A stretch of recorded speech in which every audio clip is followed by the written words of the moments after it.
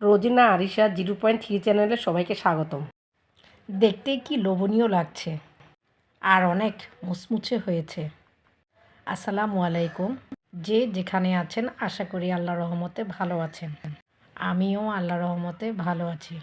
আজকে আমরা 18টা রমজানের ইফতার করলাম। বলতে বলতে 18টা রমজান শেষ হয়ে গেল। ভোর রাতে আমরা 19টা রমজানের সেহরি খাবো। সবাইকে রমজানুল মোবারক। অনেকে বেগুনি খেলে লাল লাল রেশ দেখা যায়, চুলকানি বেড়ে যায়, কারণ তাদের অ্যালার্জি আছে। জন্য বেগুনের তৈরি কোনো কিছু খেতে পারবে না।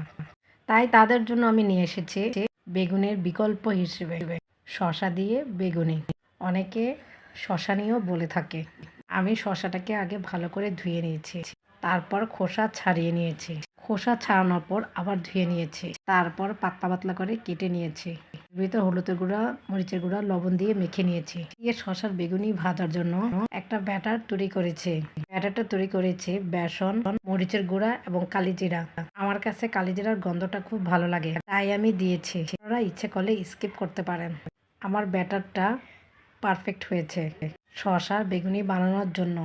শসার ইংরেজি শব্দ হলো কিউকাম্বার। শসাকে আমরা সবজি বলে থাকি, কিন্তু অনেকে বলে শসাকে সাধারণত সবজি ভেবে ভুল করা হয়। অনেকে ফল বলে করে বেরি। শসা গাছের লম্বা সবুজ বেরি সাধারণত সালাদ এবং স্যান্ডউইচে পাওয়া যায়। শসা 90%-এরও বেশি জল দিয়ে তৈরি। এগুলোকে হাইড্রেটেড রাখার জন্য চমৎকার করে তোলে।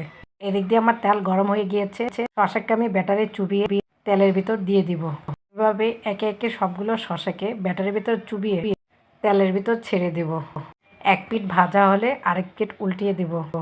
শসার মধ্যে ক্যালোরি কম ও আঁশযুক্ত উপাদান থাকায় এটি ওজন কমাতে ও অন্ত্রের কোষ্ঠকাঠিন্য দূর করতে সহায়তা করে। শসায় ভিটামিন কে, সি, এ ও ক্লোরোফিল রয়েছে, যা মূত্রথলির পাথর বের করতে সহায়তা করে। শসার রস শক্তিশালী মূত্রবর্ধক হিসেবে পরিচিত। শসার ভিটামিন বি ও ইলেকট্রোলাইট গরমে মাথা ব্যথার তীব্রতা কমায়। এই শসার বেগুনিগুলো ডুবো তেলে ভাজতে হবে, কারণ ডুবো তেলে ভাজলে শসার বেগুনিগুলো ফুলকো ফুলকো হবে। মিডিয়াম আঁচে ভাজতে হবে। আমার একে একে সবগুলো বেগুনি ভাজা হয়ে গিয়েছে। বেগুনিগুলো কালার যখন ব্রাউন কালার হবে তখন বুঝতে হবে যে আমার বেগুনিগুলো হয়ে গিয়েছে। হয়ে গেলে আমি একটি প্লেটে উঠিয়ে নেব।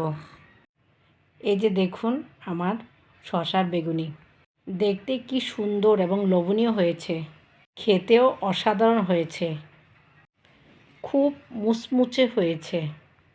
আপনাদের কাছে যদি আমার ভিডিওটি ভালো লাগে লাইক, কমেন্ট, শেয়ার করে পাশে থাকবেন। আসসালামু আলাইকুম। সবাই ভালো থাকবেন। আল্লাহ হাফেজ।